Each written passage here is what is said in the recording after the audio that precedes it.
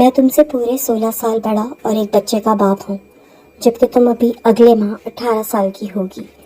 اس لیے میں چاہتا ہوں کہ تم اس شادی سے انکار کر دو، کیونکہ تمہاری نازک جان مجھے برداشت نہیں کر پائے گی۔ عفنان شاہ سخت لہجے میں بولتا اس کو اس شادی سے انکار کا بول رہا تھا۔ نہیں، مجھے اپنی آپ ہی کا وعدہ پورا کرنا ہے۔ وہ مرتے وقت مجھے آہل کی ذمہ داری سونپ کر گئی تھی۔ مجھے آہل کے ساتھ رہنا ہے ہمیشہ۔ وہ ابھی بھی اپنی بات پر ڈٹی رہی۔ ٹھیک، تو پھر تمہیں میرے سارے حقوق بھی ادا کرنے ہوں گے، کیونکہ میں ان مردوں میں سے نہیں ہوں جو اپنا جائز حق چھوڑ دیں۔ اس کی اتنی بے باک بات پر میرال کا چہرہ شرم سے سرخ پڑ گیا۔ نیہا عفنان شاہ کے ساتھ کون ہے؟ نرس آپریشن تھیٹر سے نکل کر باہر پاٹدار آواز میں چلا رہی تھی۔ عفنان حیدر نے بیزاری سے گھڑی پر وقت دیکھا اور اپنے ساتھ بیٹھی تسبیح کرتی سانس کی طرف دیکھا، جو اٹھ کر نرس کی طرف گئی۔ جی، نیہا میری بیٹی ہے۔ ان کے شوہر کہاں ہیں؟ جی یہی ہیں، انہیں بلائیں اور پیپر سائن کروائیں۔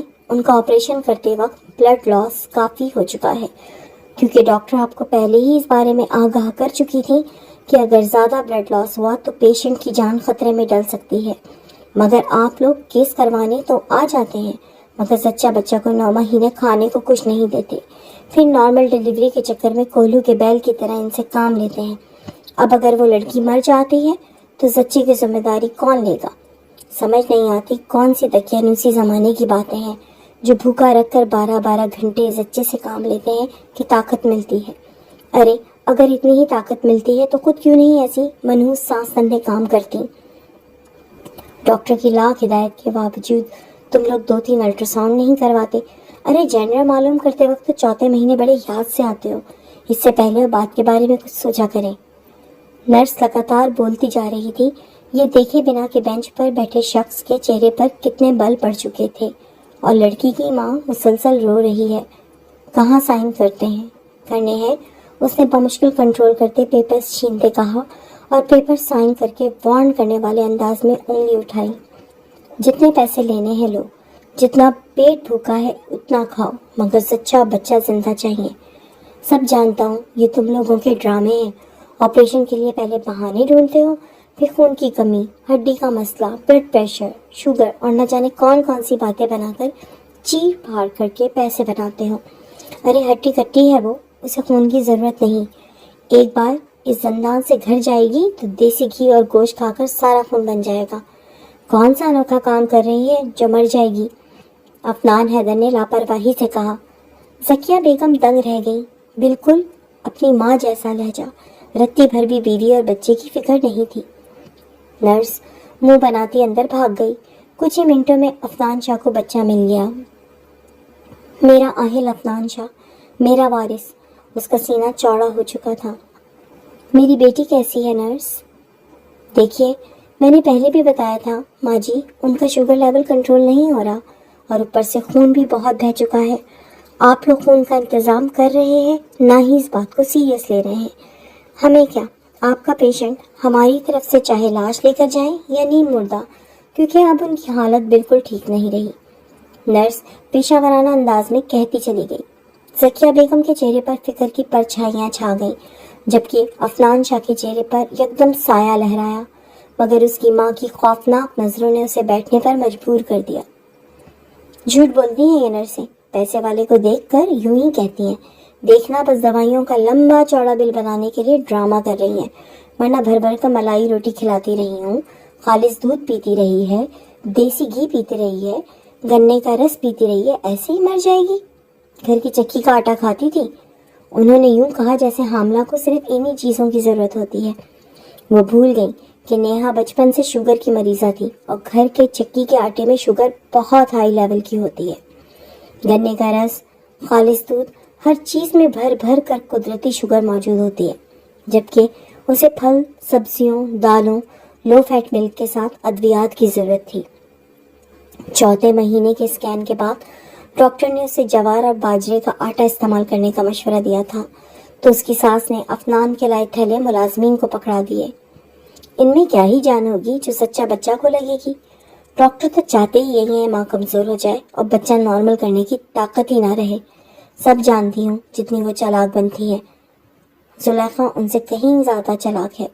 عفنان شاہ یورپ سے حال ہی میں لوٹا تھا، وہاں کمی سیزیرین ہوتے تھے، اسے ماں کی بات بالکل ٹھیک لگی۔ یوں بھی وہ بہت فرما بردار تھا، ماں کی ہر بات حرف آخر سمجھتا تھا، جس نے بنا باپ کے اس کی ہر خواہش پوری کی تھی اور اس کی خاطر ظالم سسرال میں جوانی رول دی تھی۔ ایسی عظیم ماں کی کسی بات کو رد کرنا اس کے بس میں نہیں تھا۔ پھر وہ کہہ رہی تھی عورتوں کا کام ہے بچے پیدا کرنا، یہ کوئی بڑی بات نہیں، تو وہ کیسے عام سے نرسز اور ڈاکٹر کی بات مانتا اور ماں کو رد کر ڈالتا۔ لگاتار 3 گھنٹے کے آپریشن کے بعد اسے آئی سی یو میں شفٹ کر دیا گیا تھا۔ مسٹر عفنان حیدر شاہ، نیہا کی حالت بہت کریٹیکل ہے، زیادہ سے زیادہ اس کے پاس 24 گھنٹے ہیں اور کم سے کم چند لمحے۔ اب کوئی معجزہ ہی انہیں بچا سکتا ہے، ورنہ ہم نے ہماری تمام کوششیں کر لی ہیں۔ ڈاکٹر نے بڑی تحمل مزاجی سے عفنان شاہ کو کہا تو اس نے ماں کی طرف دیکھا جس کے چہرے پر بھی اب ہوائیاں اڑ رہی تھیں۔ ہم ان سے کب مل سکتے ہیں ڈاکٹر؟ بہتر ہے باری باری سب لوگ مل لیں، کیونکہ اس کے بعد شاید قدرت موقع نہ دے۔ آپ ایسے کیسے کہہ سکتی ہیں ڈاکٹر؟ میں نے آپ سے آپ کی والدہ سے بار بار کہا کہ وہ شوگر پیشنٹ ہے، ان کا شوگر پوری پریگننسی میں ہائی رہا ہے اور ان آپریشن کے وقت بلڈ زیادہ لاس ہونے سے اچانک شوگر لیول اتنا گر چکا ہے کہ ہم سے کنٹرول نہیں ہو پایا۔ دوسری اور اہم بات، انہیں بلڈ کی ضرورت تھی، مگر آپ لوگوں کی بیجا ضد کی وجہ سے ہم نے انہیں بلڈ نہیں لگایا۔ اب جو بھی نتیجہ ہوگا اس کے ذمہ دار آپ سب لوگ ہوں گے، ہم یا ہمارا اسپتال یا عملہ کسی بھی چیز کی ذمہ داری لینے سے انکار کر دے گا۔ ڈاکٹر نے آخر میں خشک لہجے میں کہا اور چلی گئی، جبکہ دونوں مائیں رونے میں مشغول ہو گئیں۔ اور عفنان شاہ کو پہلی بار احساس ہوا کہ اس نے ایک پڑھی لکھی ڈاکٹر کو رد کر کے گھر بیٹھی ایک ان پڑھ عورت کا ساتھ دیا، جبکہ وہ جہاں سے آیا تھا وہاں ایسے ظلم پر اب تک پولیس اسے اریسٹ کر چکی ہوتی۔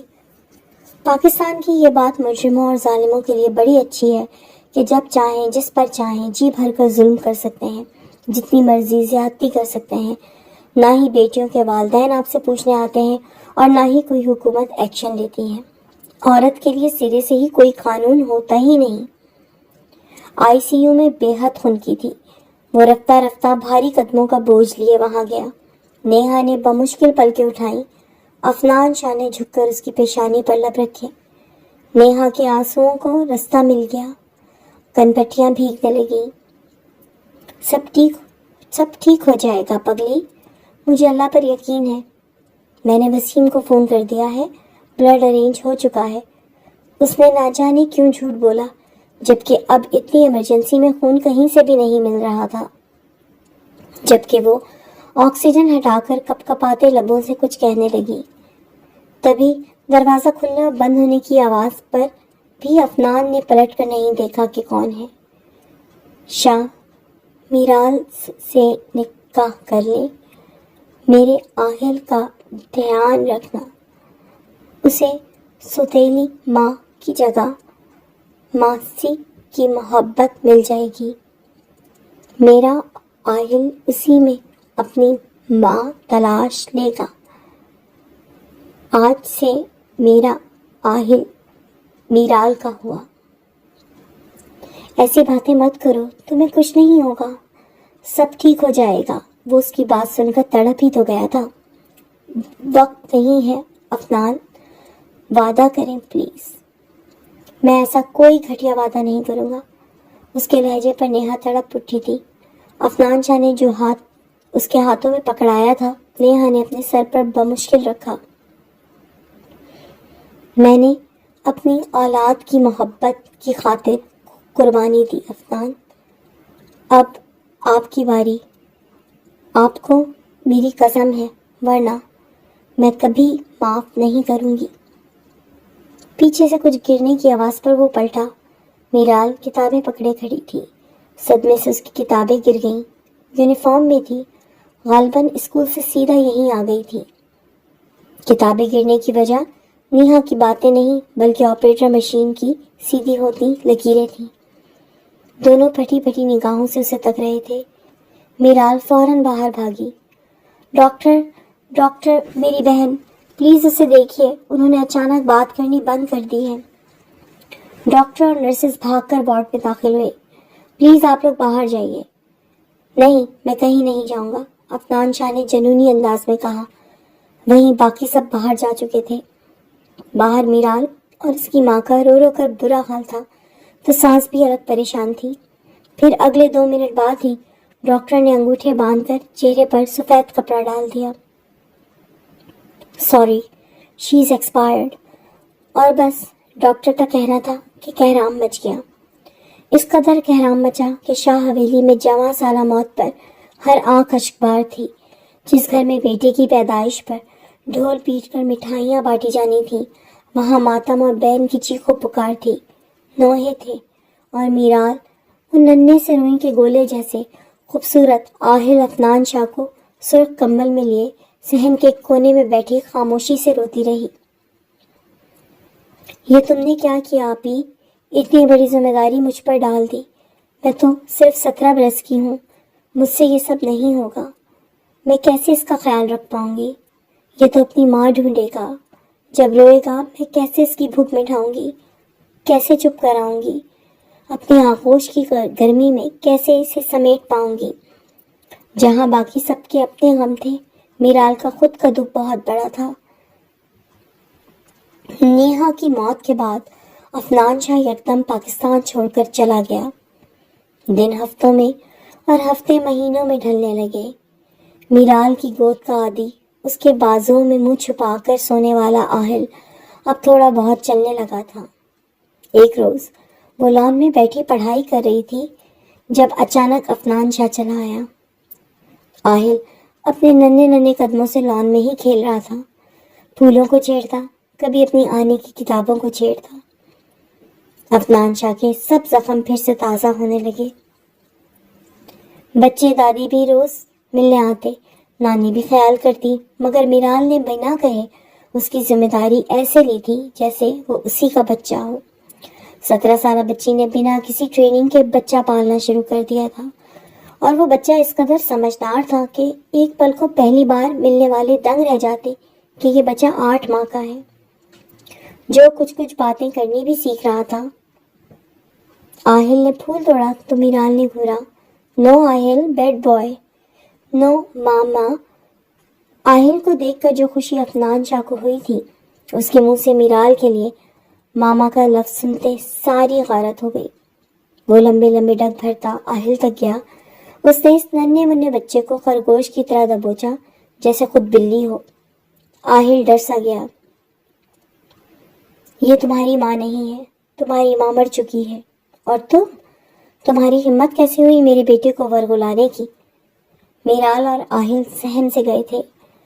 وہ آہل کو لے جانا چاہتا تھا تو میرال ڈٹ کر کتابیں پھینکتی سامنے کھڑی ہو گئی۔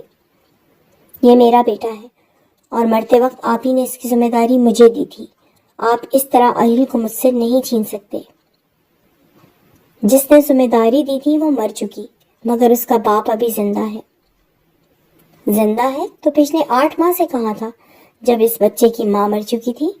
تب جب اس کے لیے راتیں جاگنے کا وقت تھا، ہر گھنٹے بعد پوٹی صاف کرنی ہوتی تھی، ہر 2 گھنٹے میں فیڈر چاہیے ہوتا تھا۔ جب اس کا فیڈر سے پیٹ نہ بھرتا وہ ساری رات روتا، کئی دن دودھ ہضم نہ ہونے پر اسپتالوں میں داخل رہتا۔ تب یہ باپ کیوں نہیں آیا؟ تب اس باپ کو بیٹے کی تکلیف کا احساس کیوں نہیں ہوا؟ اب جب بیٹا باتیں کرنا، پہچان کرنا سیکھ رہا ہے، اس دنیا میں قدم اٹھا کر چلنے کے قابل ہو گیا ہے، تو باپ کو بیٹا یاد آ گیا۔ میں آپ کو یہ کسی صورت نہیں دوں گی۔ تمہاری اتنی جرت، چھٹانک بھر کی لڑکی اور گز بھر کی زبان، دیکھتا ہوں تم کیسے روکتی ہو۔ وہ روتے بلکتے آہل کو اس سے چھین کر گیٹ عبور کر گیا۔ میرال سے جہاں تک بھاگا گیا اس نے عفنان شاہ کا پیچھا کیا، مگر آخر کہاں تک بھاگتی؟ نڈھال قدموں سے واپس گھر گئی۔ گندے پیر، سردی کی دھوپ یکدم صحرا کی جل تھل بن گئی۔ آہل، آہل، میرا آہل وہ مجھ سے کیسے چھین سکتے ہیں؟ آہل، کتنے ہی پیروں وہ وہاں روتی رہی، پھر کچھ فیصلہ کر کے اپنے باپ کے کمرے میں گئی۔ دستک دے کر اجازت ملنے پر وہ اندر داخل ہوئی تو میرال کے بابا کسی کتاب کے مطالعے میں گم تھے اور ماں جانماز سمیٹ کر رکھ رہی تھی۔ وہ غالباً دونوں سونے کی تیاری کر رہے تھے۔ آؤ بیٹی، آج تم ڈنر میں بھی نہیں تھی، آہل کی بھی آواز نہیں آئی۔ میں تمہاری ماں سے کہہ رہا تھا، لگتا ہے دونوں ماں بیٹا سو رہے ہیں۔ اور بس ان کا اتنا کہنا تھا کہ میرال زاروں قطار رونے لگی۔ وہ مجھ سے میرا آہل لے گئے بابا، وہ مجھ سے میری متاع حیات لے گئے، میں اس کے بنا مر جاؤں گی بابا، اسے لے آئیں، ان سے کہیں مجھ پر یہ ظلم نہ کریں، اگر وہ چاہیں تو میں ساری زندگی ان کی غلامی کرنے کو تیار ہوں، مگر میں آہل کے بنا نہیں رہوں گی۔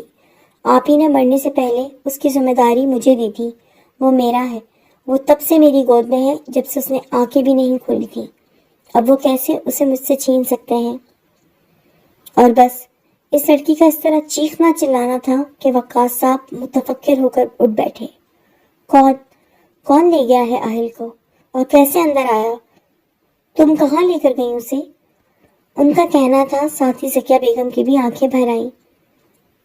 میری بیٹی کی آخری نشانی ہے، میری نیہا کا لمس، اس کی خوشبو ہے اس میں، ان کے اپنے غم تھے۔ افی بھائی، افنان شاہ۔ اس نام کا سناٹا کے کمرے میں موجود دونوں نفوس نے ایک دوسرے کی طرف دیکھا۔ افنان شاہ آئے تھے اور ہمیں ملے بنا چلے گئے؟ وقاص صاحب حیران ہوئے۔ آپ جانتے تھے کہ وہ پاکستان آ گئے ہیں؟ آپ نے مجھے بتایا نہیں، ذکیہ بیگم نے شکوہ کناں لہجے میں کہا۔ بھول گیا، انہوں نے نظریں چرائی۔ بھول گئے یا پھر وہ بدل گیا ہے؟ ایسا کچھ نہیں، بس یہاں آ کر اس کا غم تازہ ہو جاتا ہے، اس لیے میں نے اسے زیادہ کہا نہیں۔ انہوں نے مصلحت سے کام لیا۔ بابا، آہل، کیا وہ مجھے آہل نہیں دیں گے؟ میرال نے انہیں اس کی بات بھولتے دیکھ پوچھ ہی لیا۔ وہ ابھی تک رو رہی تھی۔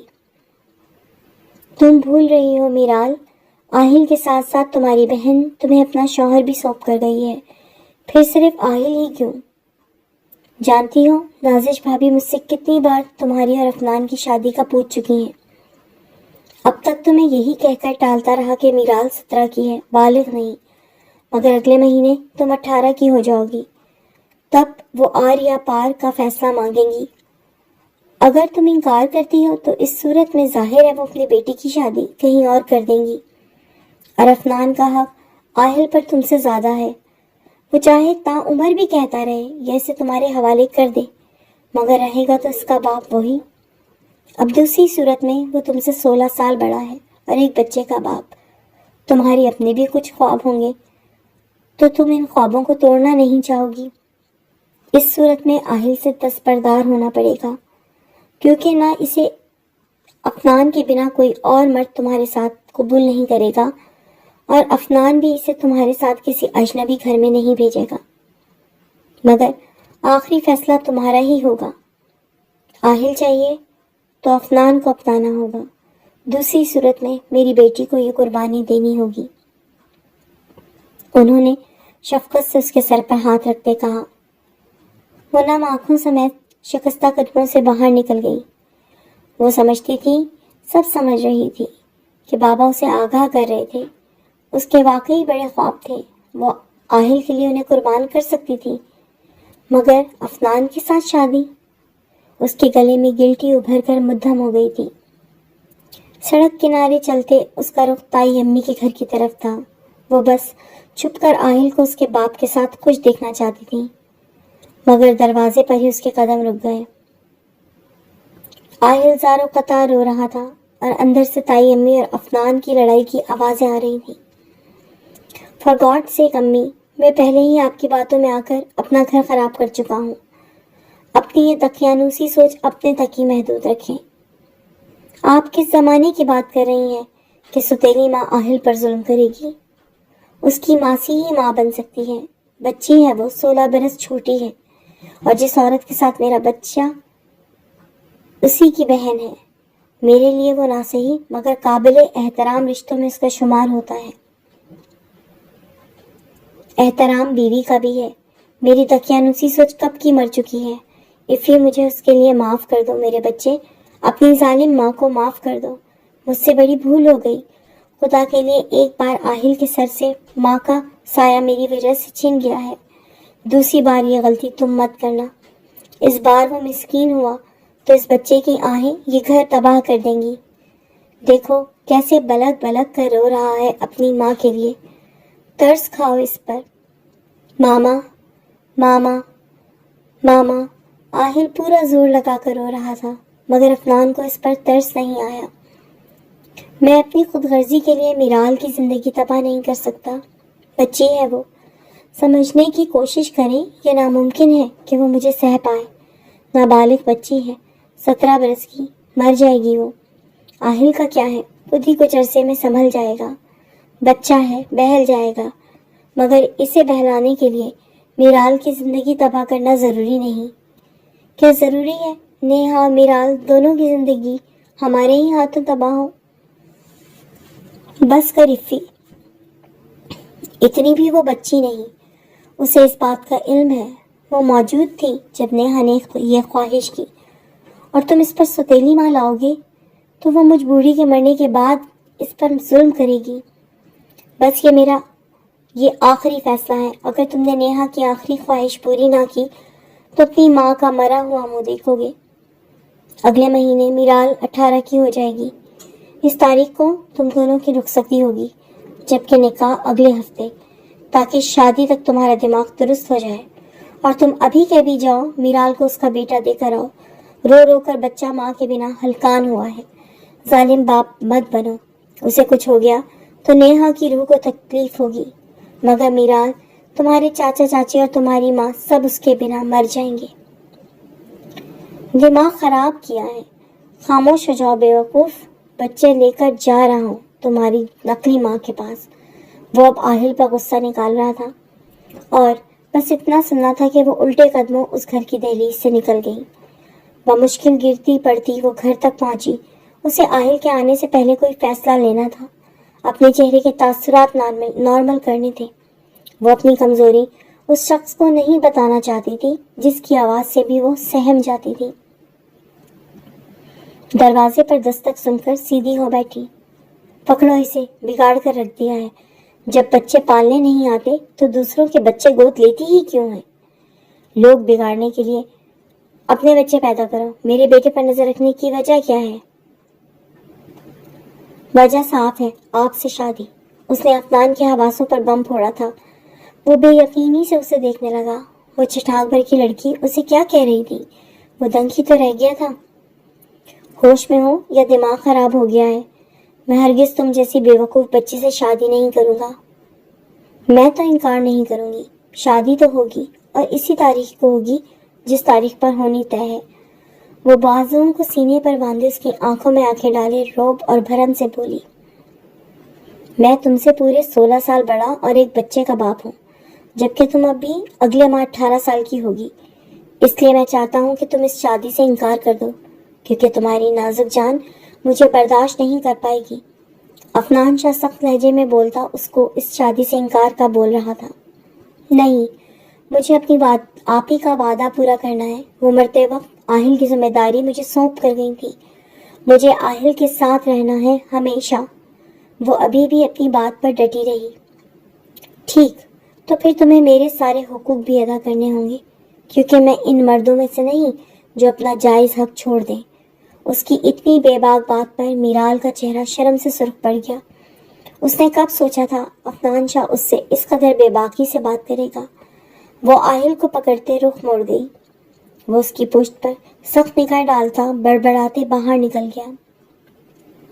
ایک ذرا سی بات سہ نہیں پائی, چہرہ چھپا گئی. اگر میں عمل پر آؤں تو ایک ہی رات میں جان سے جاؤ گی. بچی تو ہو تم. اگر اگلے ہفتے تک نکاح ہونے سے پہلے انکار کر دو گی تو بچ جاؤ گی. وہ بڑبڑاتے باہر نکل گیا, جبکہ میرال کی دھڑکنیں 1000 کی سپیڈ سے چلنے لگیں. گال دہک اٹھے تھے, ہونٹوں پر ہلکی ہلکی لرزش تھی.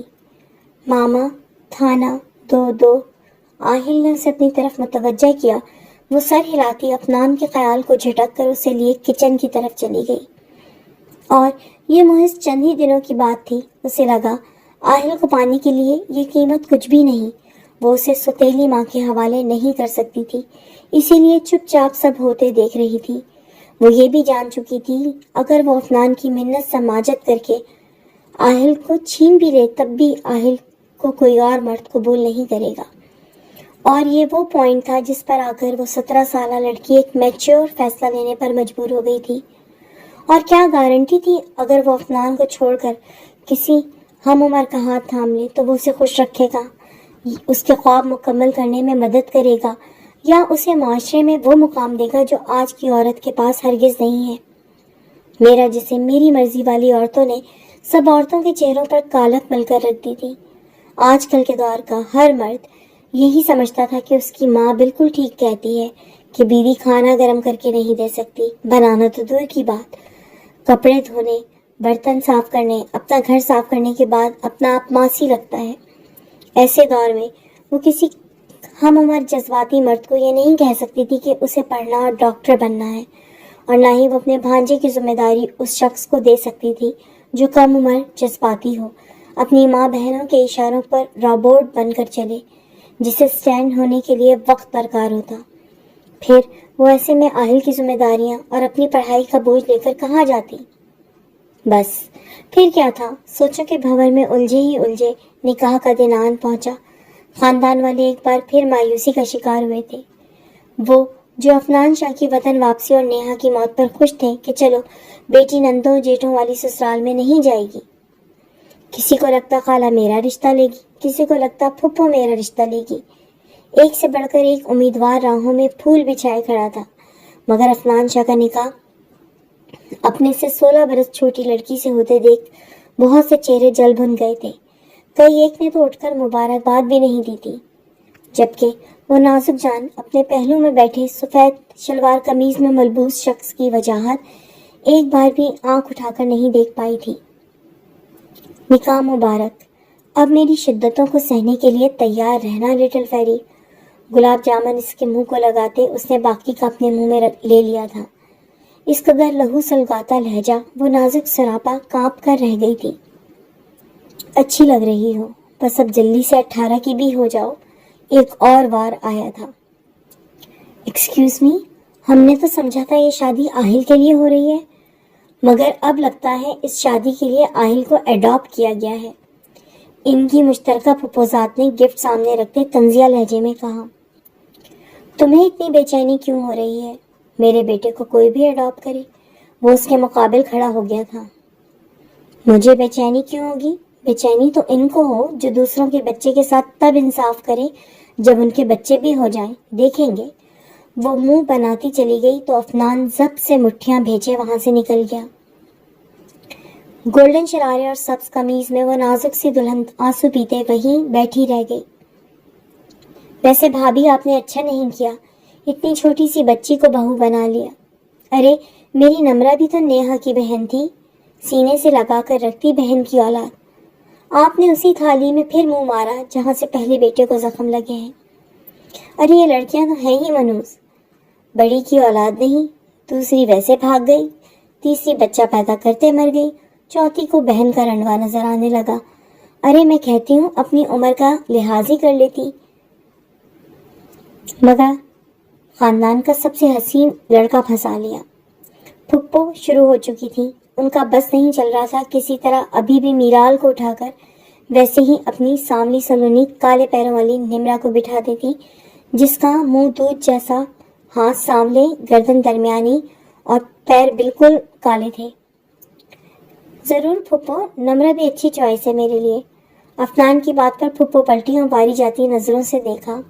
مگر پھپھو، میں اپنے دوستوں کا نمرہ کا رنگ کون سا بتاتا، بس یہی کنفیوز ہو گیا، ورنہ ارادہ اس بار پکا تھا کہ پھپھو کے گھر ہی بارات جائے گی، یہ شادی کا لڈو۔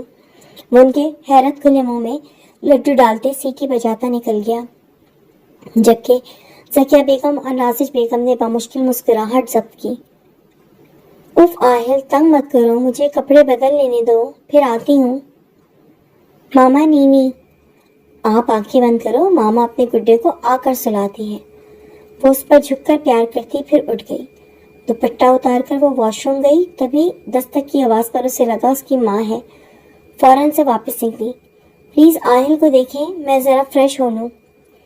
اتنا کہنا تھا کہ دروازہ کھل کر بند ہوا۔ مگر سامنے افنان شاہ کو دیکھتے اس کے جسم میں چوٹیاں رینگنے لگیں۔ اوپر سے دوپٹہ بھی ناوارد تھا اور ڈیپ گلا۔ وہ اسے اوپر سے نیچے تک دیکھتے افنان کے پاس گیا۔ وہ موقع دیکھتی تیزی سے واش روم کی طرف گئی۔ جب تک وہ منہ ہاتھ دھو کر نکلی، افنان اور آہل کی آوازیں بند ہو چکی تھیں۔ اسے لگا وہ چلا گیا ہے، مگر وہ آہل کے ساتھ ہی لیٹا ہوا تھا۔ اسے نظر انداز کرنے کی پوری کوشش کرتی وہ چوڑیاں اتارنے لگی۔ وہ آہل سے نظریں ہٹا کر اب اس کی نازک پشت دیکھ رہا تھا۔ اچانک دبے قدم اٹھا کر اس کے پیچھے پیچھے جا کھڑا ہوا۔ میں ہیلپ کر دوں؟ اس کے شانے پر جھک کر سرگوشی میں کہا تو وہ کانپ کر رہ گئی۔ نہیں شکریہ، آہل کو سنانے کے لیے میں مینج کر لوں گی، آپ جائیں۔ اور بس اس کا اتنا کہنا تھا کہ افنان کے ماتھے پر تیوری چڑھ گئی۔ اس نے جارحانہ طریقے سے اپنی طرف اس کا رخ پلٹا۔ اس سے پہلے وہ کچھ سمجھتی، افنان شاہ نے اس کے بھیگے ہونٹوں کو اپنی دسترس میں لے لیا اور اس جارحانہ طریقے سے اس کا رس پیا کہ دونوں کے منہ میں خون کا ذائقہ گھل گیا۔ میرال اسے مسلسل دور کر رہی تھی اور وہ اتنا ہی قریب کر رہا تھا۔ ہاتھ بڑھا کر اس کے لہنگے کی ڈوری کھول دی۔ وہ نازک جان احتجاج چیخ بھی نہیں پائی تھی۔ چھوٹی سی جینس کی نکر اور لہنگے کے بلاؤز میں وہ اپنے ہونٹوں کو چھڑانے میں بے حال ہو رہی تھی، مگر اسے علم تھا افنان شاہ کے موزور جذباتوں کو سہنے کے لیے اسے وقت درکار ہے۔ افنان شاہ کا ہاتھ بلاؤز کی ڈوریوں تک پہنچا تو بس میرال کے حواس جواب دے گئے اور وہ لڑکی آکسیجن کی کمی اور حرارت کی زیادتی سے یکدم بے ہوش ہو گئی۔ اسے ڈھیلا پڑتے دیکھ افنان نے اس کے ہونٹوں کو چھوڑا اور بس اسی کے بازوؤں میں لہرا گئی۔ مسز افنان شاہ، کہا تھا ان شدتوں کو سہنے کے لیے بہت چھوٹی ہو، مگر تم نہیں مانی، اب بھگتنا تو پڑے گا۔ اس نے الماری سے اس کے لیے نائٹ سوٹ نکالا اور چینج کروایا۔ اسے نرمی سے آہل کے پہلوؤں میں لٹاتے اس کی باڈی کا ٹیمپریچر چیک کیا، جو حد سے زیادہ گرم اور ہاتھ پیر ٹھنڈے تھے۔ اف، کیسے کر پاؤ گی ہوش میں میرے جذبوں کا سامنا؟ مسز، تم تو ذرا سی قربت پر ہی نڈھال ہو گئی ہو، شاید تم پر تمہاری جان سے زیادہ بوجھ ڈال دیا ہے۔ وہ کہا لگاتے ہنسا اور جھک کر آہل کو چوما اور نکل گیا۔ صبح جب اس کی آنکھ کھلی تو وہ رات کی ہر بات بھول چکی تھی۔ معمول کے مطابق اٹھتے ساتھ ہی آہل کے کاموں اور شرارتوں میں کالج جانے کے لیے تیار ہونے لگی۔ ویسے ہی اس کے کالج کا پہلا سال تھا اور نیا ایڈمیشن لیا تھا۔ وہ چھٹی کرنے کا سوچ بھی نہیں سکتی تھی۔ پھر FSC جیسی ٹف پڑھائی اسے گھر رہنے کی اجازت نہیں دیتی تھی۔ وہ آہل کو ناشتہ کروا کر فیڈر دیتی، چوم کر بابا اور امی کو خداحافظ بولتی باہر نکلی۔ آہل روز کی طرح رونے لگا تھا، مگر وہ کیا کرتی؟ جس قدر بڑی قربانی اس کے لیے دے چکی تھی، اب مزید خوابوں کو توڑنے جیسی قربانی نہیں دے سکتی تھی۔ اور پھر ایک آدھ سال تک آہل کا بھی اسکول شروع ہو جاتا اور وہ عادی ہو جاتا۔ اسے اس دن کا شدت سے انتظار تھا، مگر گیٹ سے باہر نکلتے اسے گاڑی کے ساتھ ٹیک لگائے افنان شاہ نظر آیا۔ اس کے تیز قدم یکدم رک گئے۔ رات والے بہت سے بے باک مناظر یکدم نظر آنے لگے۔ گال دہک اٹھے، نظریں جھک گئیں۔ اور کیسے وین تک جائے، یہی سوچ کر ہلکان ہونے لگی جب فرنٹ پیسنجر سیٹ کا دروازہ اس کے لیے کھولا گیا۔ مسز پلیز، اس قدر نرم لہجہ اس نے بے اختیار اپنے ہونٹوں پر ہاتھ پھیرا جس سے زخموں کی چبھن محسوس ہوئی، ورنہ صبح سے تو آہل میں لگ کر وہ سب خواب سمجھ کر بھلا چکی تھی۔ اب افنان شاہ کے چہرے پر مسکراہٹ رنگ گئی۔ اسے نرمی سے تھام کر اندر بٹھایا، پھر اس کی طرف جھکا جو گھبرائی ہراساں نظروں سے اسے دیکھ رہی تھی۔ فکر مت کرو، راستے میں نو رومانس، صرف اپنی ذمہ داری کو بحفاظت چھوڑنے جا رہا ہوں۔ وہ آنکھ ونگ کرتا اب ڈرائیونگ سیٹ پر جا بیٹھا۔ اس کے گال لال ٹماٹر ہو گئے، بھلا وہ اس کی سوچ بھی پڑھنے لگا تھا۔ گاڑی میں کچھ دیر تو معنی خیز خاموشی رہی، پھر افنان کی نظر اس کے ہاتھوں پر گئی۔ تمہاری مہندی کہاں گئی؟ وہ آرٹیفیشل تھی، اتار دی، کالج میں لڑکیاں سوال کریں گی۔ اور اس کا کہنا تھا کہ افنان کے چہرے پر ناراضگی صاف دیکھی جا سکتی تھی۔ اسٹیئرنگ تھامے ہاتھوں کی رگیں ابھر کر معدوم ہوئی، جبڑے سختی سے بھیجے ہوئے تھے۔ گاڑی کی سپیڈ پہلے سے تیز ہوئی۔ واپسی کتنے بجے ہے؟ لہجے میں خشکی تھی مگر میرال نے محسوس نہیں کی۔ 3 بجے۔ ٹھیک ہے، لنچ ساتھ کریں گے، اس نے گاڑی کو بریک لگاتے کہا اور اتر کر اس کے لیے دروازہ کھولا۔ आहिल इतनी देर मेरे बगैर नहीं रह सकता। ये बात उस लड़की ने जताई नहीं थी, बस बताई थी, मगर मुकाबिल ने तेज नजरों से उसे देखा। उस 7 किलो के बच्चे की तुम्हें बड़ी परवाह है और अपने शौहर की नहीं? मैं बस यही करती रहना। मैं उसे साथ लाऊंगा, और अगर मेरी बेगम मुझसे पहले मेरी कार्बन कॉपी की दीवानी है तो जाहिर है इजाजत टिकट को तो लाना होगा, वरना घर में वो रोता रहेगा और बाहर तुम। उसका लहजा नाराजगी लिए था। ना चाहते हुए भी वो धीमी मुस्कान लिए सर हिलाती अंदर चली गई। फिर कुछ याद आने पर वो एकदम पलटी थी कि उसकी मुस्कुराहट सुकड़ गई। अफनान शाह के साथ उसकी सीनियर मैडम खड़ी हंस हंस कर बात कर रही थी, और फिर उसकी आंखें हैरत से तब खुली जब दोनों ने हल्का सा गला मिलते एक दूसरे को बाय कहा। कमीना आदमी इतनी खूबसूरत बीवी के होने के बावजूद उस बुढ़ी से फ्लर्ट कर रहा है। उसे कोई और नहीं मिली? अगर अपनी उम्र की आंटियां ही पसंद थी तो फिर किसी आंटी से शादी की होती। वो जलती कुर्ती पैर पटकती अंदर चली गई। तुम्हारे होठों पर क्या हुआ? दोस्तों ने उसे देखते ही पूछा। इस सवाल का सुनना था कि उसके गाल शर्म से गुलाबी हुए। एलर्जी? एलर्जी? मगर ये तो काटा हुआ लग रहा है, उसकी दोस्त ने हैरत से पूछा। हाँ तो काटा है ना, मच्छर ने काटा है। मच्छर ने? अब सबने एक दूसरे की तरफ देखा। सच बोलो, कहीं तुम्हारा कोई चक्कर वक्कर तो शुरू नहीं हो गया? क्योंकि ऐसे निशानात तो मेरी भाभी के चेहरे, गर्दन और होठों पर अक्सर शादी के शुरू के दिनों में बहुत होते थे। उसने शरारत से शाना मारा तो उसके चेहरे की हवाइयाँ उड़ गईं, जबकि एक दूसरी लड़की पूछने लगी, अब नहीं होते निशान? अरे होते हैं, मगर कम कम। तब तो बहुत ज्यादा बेचारी जख्मी रहती थी, बस रोज ही चेहरा छुपाती रहती थी। अब तो शायद हमारी आंखों को भी आदत हो गई है उन्हें जख्मी जख्मी देखने की। ओहो, मैंने सुना है जिनके शौहर बहुत रोमांटिक होते हैं उन्हें ही ये निशान मिलते हैं, लव बाइट्स। दूसरी लड़की ने अपने होठों पर जबान फेंकते कहा तो पहली लड़की ने उस पर लानत भेजी। मरो पीछे होकर, बेगैरती देखो कितनी आग लगी है। अरे कोई इससे भी पूछे से किसने काटा है, इसका तो शौहर भी नहीं है। ये या किसके शौहर से कटवा आई है, और सिर्फ यहीं कटवाया है या कुछ और भी निशान है? निशान के अलावा भी किसी ने कुछ दिया है या बस रोमांस पर टरखा आई हो? लड़कियां अब उसे पेलने में लगी थी और बस इस लड़की का सर बुरी तरह चकराने लगा था।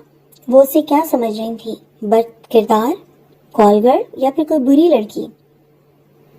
मेरा निकाह हुआ है, उसने उंगलियां देखते ऐसे कहा जैसे जुर्म का इजहार कर रही हो। क्या कमीनी, कभी बताया नहीं? कौन है, कैसा है, क्या काम करता है? अरे इतना जालिम शौहर रखा है, कसम से मुझे तो तुमसे हसद हो रहा है। रुखसती कब है? लड़कियां उस पर झपट पड़ी थीं। मुझे नहीं पता कब है रुखसती। क्या करते हैं वो? हर बात के पीछे मत पड़ जाया करो। वो चिढ़कर बोलती उड़ गई। ओह, लड़कियों ने कोर्स में कहना शुरू किया तो वो घूरती क्लास की तरफ चल दी। अपने कहे मुताबिक वो मुकर्ररा वक्त से पहले वहां पहुंच चुका था। वो अपनी दोस्तों के साथ बाहर नहीं जाना चाहती थी।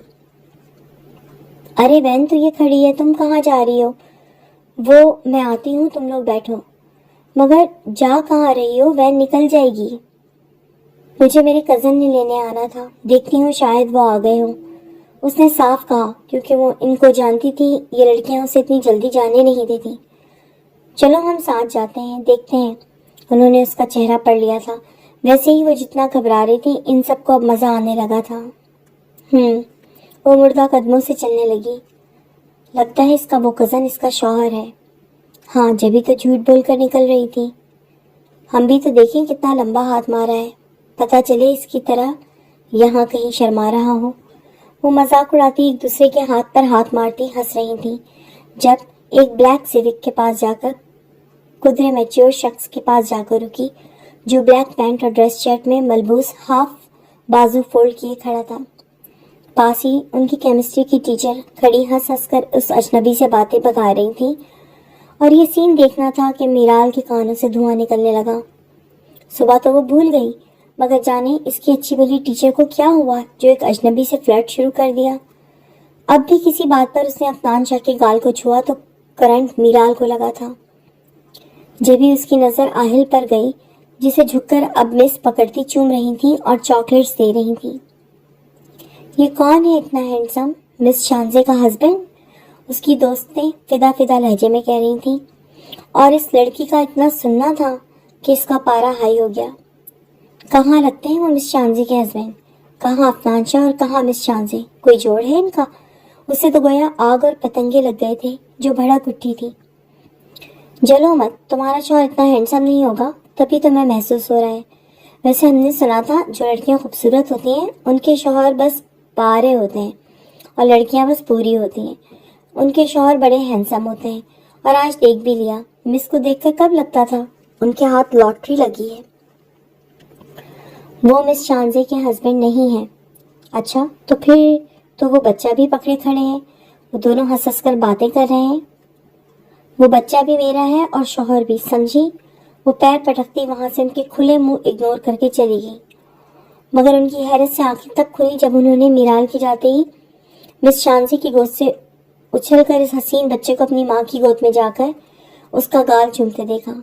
اور مس شانزے کا منہ حیرت سے تب کھلا جب فرنٹ پیسنجر سیٹ کا دروازہ اس حسین نوجوان نے اپنی چھٹانگ بھر کی بیوی کے لیے اس ادب سے کھولا گویا اس کا زرخیز ملازم ہو۔ او میرال، انہوں نے حیرت پر قابو پاتے پوچھا، مگر سہیلیوں کو دور سے بائے کرتی میرال نے چونکنے کی ایکٹنگ کی۔ جی مس، اس نے یوں کہا جیسے ابھی ابھی ان کو دیکھا ہو۔ آپ افی کے ساتھ؟ میرے ہسبینڈ ہیں، اس نے جتا کر کہا، جبکہ ہسبینڈ کے وہم و گمان میں بھی نہیں تھا کہ وہ لڑکی ایسے ہی اسے ایک ہی دن میں اپنا مان لے گی۔ اوہ یس، افی نے بتایا تھا وہ اپنی وائف کو پک کرنے آیا ہے، انہوں نے دانت پیستے کہا۔ صاف ظاہر تھا انہیں یقین نہیں آ رہا تھا ان کے کالج کے ایکس بوائے فرینڈ کی بیوی کم عمر حسین ہوگی۔ وہ تو کوئی 35 سالہ ٹیچر سمجھ رہی تھی۔ صبح سے اب تک انہوں نے ساری اپنی ہم عمر کولیگز کو غور سے سر سے پیر تک دیکھا تھا، اور ان کی کمروں کو بھی، اور انہیں اتنا سکون ہوا تھا کہ چلو وہ ان سے بہتر دکھتی ہے، اسے چھوڑنے پر افی کو ضرور پچھتاوا ہوگا اور وہ دوبارہ اسے اپنا لے گا۔ مگر میرال جیسی کم عمر حسین اسٹوڈنٹ کو دیکھتے انہیں 440 وولٹ کا کرنٹ لگا تھا۔ ایک تو وہ عمر میں کم، دوسرا دبلی پتلی تھی، تیسرا اس کے نین نقوش اس قدر ٹھیکے تھے کہ عفنان شاہ کا کسی اور کے جال میں پھنس جانا ناممکن لگتا تھا۔ پھر اس کا لہجہ اتنا میٹھا ہوتا کہ وہ ہر کسی کو اپنا اسیر بنا سکتی تھی۔ تم دونوں کی عمروں میں بہت فرق ہے، اس نے عفنان شاہ کو کہہ ہی دیا۔ یہ میری سیکنڈ وائف ہے۔ اف، یہ آدمی، سیکنڈ کا لفظ استعمال کرنا ضروری تھا کیا؟ اب یہ مس شانزے پوری کہانی سنے بنا جانے نہیں دے گی، اور ان سب میں افی کا موڈ خراب ہو جائے گا، پھر شامت میری آئے گی۔ کیا کروں کیا کروں، وہ دل ہی دل میں کڑ کر سوچ رہی تھی۔ سیکنڈ وائف اور یہ بچہ، تمہاری فرسٹ وائف کہاں ہے؟ سوال در سوال عفنان شاہ کے چہرے پر ذیت پھیل گئی تو میرال فوراً زور سے بولی، آئل کو چاکلیٹ نہیں لے کر دینی تھی، اس کا گلا بند ہو جاتا ہے، چھاتی پر جم جاتی ہے، پھر بخار اور تکلیف سے روتا رہتا ہے۔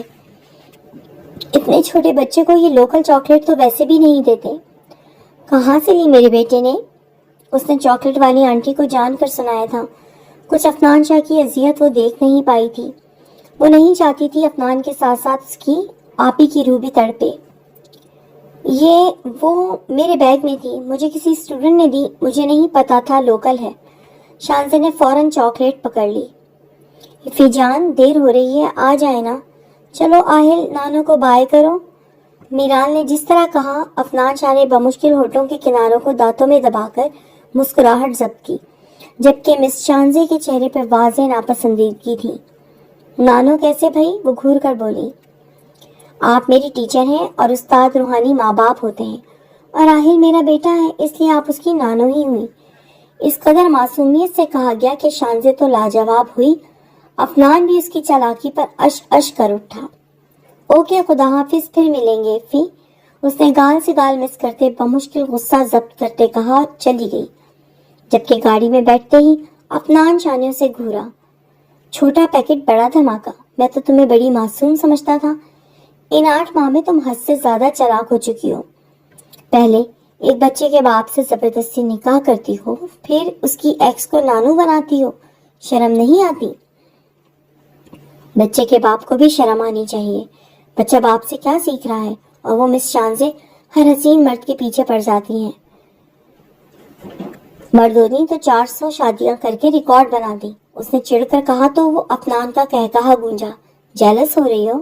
نہیں، مجھے کیا، جو مرضی کریں، میں نے یہ نکاح اپنے بیٹے کے لیے کیا ہے. او آئی سی، اس کا مطلب یہ ہوا میں دوسری شادی کر لوں تو تمہیں کوئی اعتراض نہیں ہوگا؟ دوسری یا تیسری؟ اس نے دانت پر دانت جماتے کہا. تیسری، چوتھی اور پانچویں، اس نے جان کر چھیڑا. مجھے گھر جانا ہے، بس گھر لے جائیں، مجھے بھوک نہیں. اس کا پھولا منہ مزید پھول گیا. افنان شاہ نے گاڑی ریسٹورنٹ کی پارکنگ میں لگاتے اس سے آہل لیا. کھا لو کچھ، ورنہ کل رات کی طرح بے ہوش ہوتی پھروگی. ذرا سی قربت سہ نہیں پاتی. تمہارے پاس جان بنانے کے لیے 25 دن ہے. اس کے بعد میں وہ سب تمہارے ساتھ ہوش میں کرنا چاہتا ہوں جو کل رات بے ہوشی میں ہوا. اور اگلے ہی پل میرال نے بے یقینی سے اسے دیکھا. اس کے گال جلنے لگے تھے، دھڑکنوں کی سپیڈ مدھم ہو گئی. اسے اپنے دوستوں کی باتیں یاد آئیں. دھک دھک دھک. کیا مطلب تمہارا وہ دل جو عین دل کے مقام پر ہے، اس نے مجھے بہت پریشان کیا. بہت میٹھا اور بہت خوبصورت ہے. اور بس اس کا اتنا کہنا تھا کہ میرال نے چہرہ موڑ کر چھپا لیا. شرما رہی ہو؟ اس کی طرف آتے دروازہ کھولا. یہ سب غلط ہے، میں بھی بہت چھوٹی ہوں، آپ کو اپنی حدود سے آگے نہیں بڑھنا چاہیے تھا. اس کے دماغ میں چکر چل رہے تھے. اس نے تو کپڑے خود نہیں بدلے تھے. جانے وہ کس حد تک گیا تھا، کیا کیا کرتا رہا تھا. وہ مکمل بے ہوش بنا احتجاج اس کے سامنے تھی. اس نے بھلا کہاں تک خود کو روکا ہوگا؟ یہ وہی بندہ تھا جس نے ہوش میں نکاح ہوتے ہی اس کا برا حال کر دیا تھا. اس کا کوئی احتجاج وہ خاطر میں نہیں لا رہا تھا. اب اسے سمجھ آ رہا تھا سارا دن اس کا جسم مختلف مقامات سے کیوں جل رہا تھا. وہ اس کا مکمل فائدہ اٹھاتا رہا تھا. اٹھو، نکلو گی گاڑی سے یا پھر یہیں فوت ہو گئی؟ آپ بہت برے ہیں، اس نے نم لہجے میں کہا. جو تم سمجھ رہی ہو وہ نہیں کیا میں نے. وہ تو 18 سال کی ہو کر میرے پاس آنا، تب تمہیں ہوش میں رکھ کر کروں گا. ابھی جو کیا ہے اسے بھی ٹریلر کا ٹریلر سمجھو، کیونکہ اتنا سا رومانس تو میں آفس جانے سے پہلے اور لنچ بریک میں تمہیں کالج سے گھر ڈراپ کرنے کے بعد بھی کروں گا. اف، اس کے گال بری طرح جل اٹھے، رونگٹے کھڑے ہونے لگے. وہ شخص حد سے زیادہ بے شرم اور بے باک تھا. اور پھر وہ دن بھی آ گیا جس سے میرال شاہ کو بہت ڈر لگ رہا تھا. نازک سی دلہن، حسین دلہا، خوبصورت محفل. اور اب وہ اس شخص کی سیج پر تھی جس نے پیچھے 1 مہینے سے اسے اپنی عادت ڈال ہی دی تھی، مگر ایک حد تک رہ کر وہ اس سے محبت جتا تھا. آج وہ مکمل اس میں سما جاتا. کیا کہوں تمہیں، ہیپی برتھ ڈے یا شادی مبارک؟ آہل اس کے پاس تھا. اس نے اندر آتے اس کا گال چوم کر جس طرح کہا وہ شرما گئی. میں بہت تھک گئی. میں تمہاری تھکن کی ایسی کی تیسی. میرے رقیب کو سلاؤ اور اس کی دادی کو پکڑا کر مجھے اٹھا دینا، ورنہ، وہ وارن کرتا بولا. وہ اس بات میں سر ہلاتے آہل کو سلانے لگی. اسے نازش بیگم کو دے کر اس نے بڑی چالاکی سے کپڑے بدلے اور دبے قدم بستر میں گھس گئی. وہ ابھی تک اس کی بے باکیاں دیکھ کر گھبرا جاتی تھی، اور پھر اچانک اس نے اپنی طرف کھینچا.